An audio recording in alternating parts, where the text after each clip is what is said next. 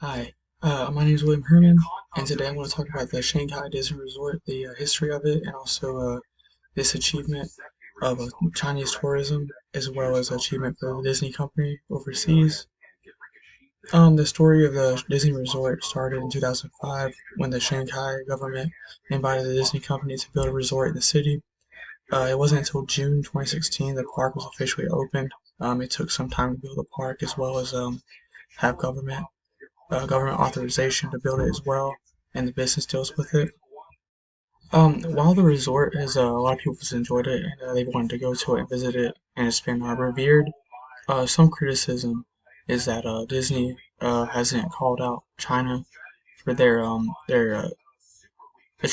atrocities against their own people as well as the neighboring countries such as Taiwan. Another criticism that Disney's received is a lot of the American releases of movies and fairy tales and the stories of Disney, a lot of time it is diluted because of Chinese censorship, and Disney uh, doesn't want to aggravate or enrage the Chinese government. And China is a big source of income for Disney now that they're opening up to different markets around the world. And a lot of times they don't want to aggravate or upset the Chinese market, and they can lose potential money. And this outrages a lot of people in the Western markets who don't really like to see this censorship. That might upset the Chinese because to them it's like an intrusion. So a lot of times people in the Western markets get upset about that. Uh, Another thing again is that the Disney company hasn't acknowledged the atrocities that the Chinese government continues to do to this day. And a lot of times, a lot of critics will like to say that Disney will take money, they call it blood money, instead of acknowledging what's right. But with that being said, there's a lot of good that comes out of it as well. Disney is a Western company. It was based in America, and they have a Disney resort in China. And China is very known to be close to the rest of the world. So a lot of this is very good for the diffusion, of Western and Chinese cultures together. And I think this is a very good development, and hopefully this can help ease tensions between China and the U.S.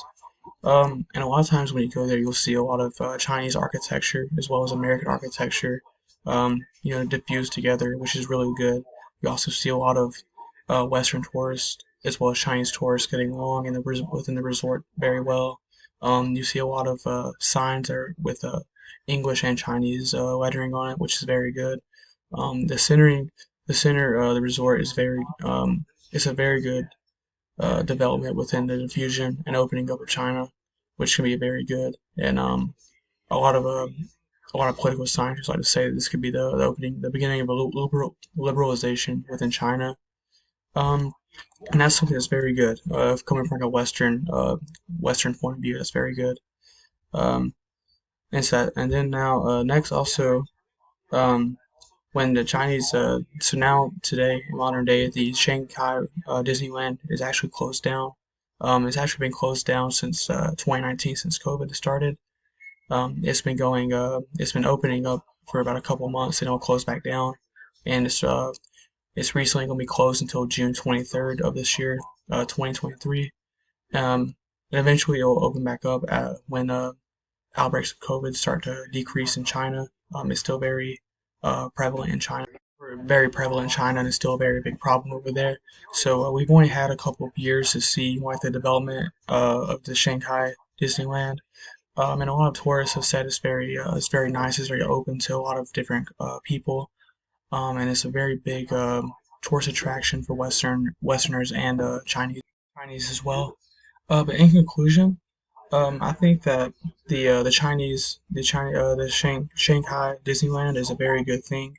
It shows the opening up and the willingness of China to open up to the rest of the world and embrace like Western culture, and also shows that Western companies want to invest into Asian countries like China. But there's also a lot of criticism as well, coming from like people that are critics of Disney, the Disney company, that would rather make money and not call out the atrocities that China has created and are doing currently to their own population and surrounding countries. At the end of the day, it's a first. It's the first Disneyland in Asia that's very popular. and so it's a very big experiment for Disney and China as well. And there's a lot of good things and positive, like such as the diffusion of the cultures and opening China and the investment of like American companies into like China and like other countries such as that. It also opens the pathway up for other countries to get involved in like the Disney company and maybe open resorts there as well. But also comes with a lot of criticism as well.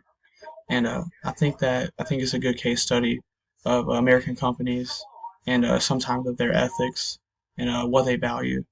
With that being said, that's the Shanghai Disneyland and some of its history, some of its political issues going on, and how it's doing today.